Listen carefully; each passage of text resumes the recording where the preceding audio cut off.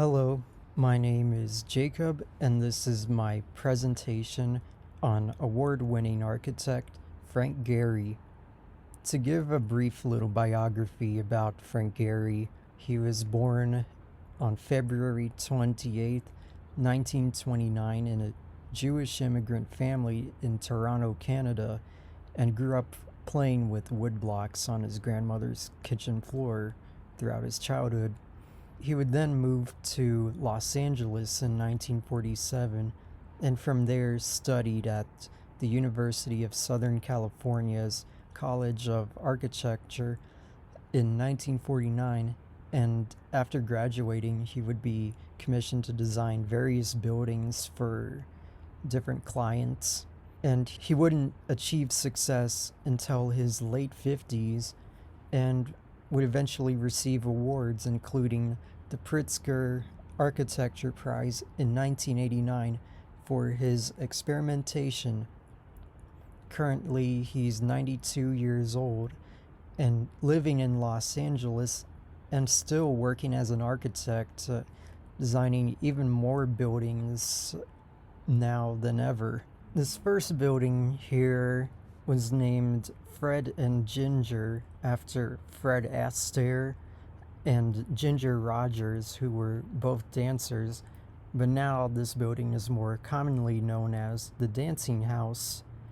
Located in Prague, Czech Republic, this building was very controversial for being placed near all the Baroque, Gothic, and Art Nouveau architecture that Prague is most notable for. It's indeed a very strange building for that area, and you can see why it's called the Dancing House.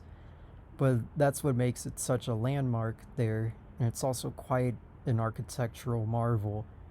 You can see how structure and skin play an important role when it comes to creating architecture with unusual shapes like this, and he'll utilize both structure and skin to create even bigger masterpieces. Here is one of his most famous buildings, which is the Guggenheim Museum in Bilbao, Spain. It's recognized for its innovative design, which is especially important for many of the artwork exhibited there. Not only is structure and skin important for this building, light also plays an important role in Gehry's architecture, as the exterior of this building is made out of titanium. He chose titanium because of how the color of light reflecting off titanium turns gold on a cloudy day. And so we see in this photo how golden the building looks. His architecture also seems to resemble the shapes of a fish, and he has often joked about why other architects are referencing the Greeks when they could go as far back to something as prehistoric as fish. Fish are actually an inspiration for his designs because of their double curved shapes, suggesting movement, and even the way their scales look. And with all of these ideas combined, we get this truly amazing work of architecture. This next building designed by Gehry is the Walt Disney Concert Hall in Los Angeles. Gehry has mentioned his love for designing concert halls many times, as they are a space where people can become connected through the arts, and that connection is what inspires Gehry to create architecture with organic shapes like this rather than typical block-shaped buildings.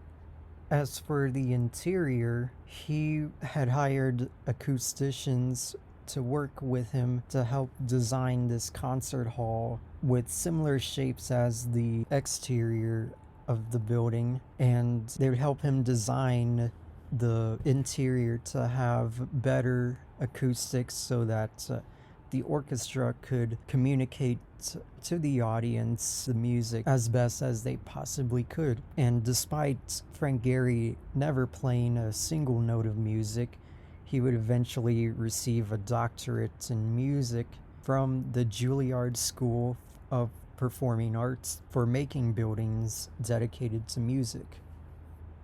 And here we have the Fondation Louis Vuitton in Paris. I chose this one as Paul Goldberger, the author of Gehry's biography titled Building Art, the Life and Work of Frank Gehry, has described this building like seeing early and middle Gehry wrapped in late Gehry.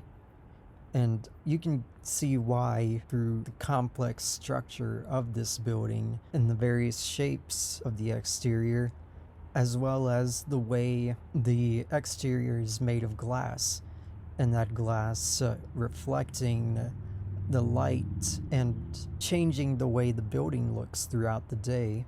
There's many other buildings Gehry has designed that are all really interesting in their own ways, but I felt that the ones I picked out best show his evolving style throughout his career. So, how does he come up with all these weird shapes for these buildings? Well, Frank Gehry has quite an interesting creative process for all of his architecture.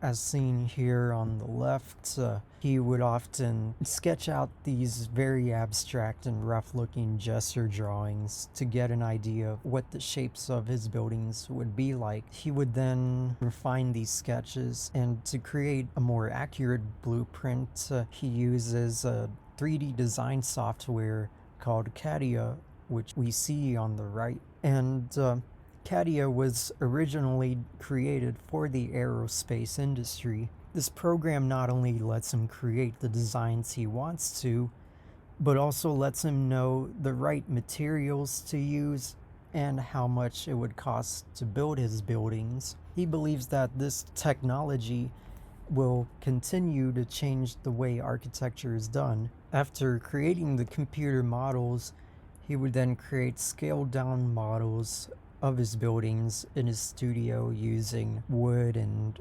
various other materials. And this process allows him to be as creative as possible as an architect, while also saving the amount of time and money needed to create all of his buildings.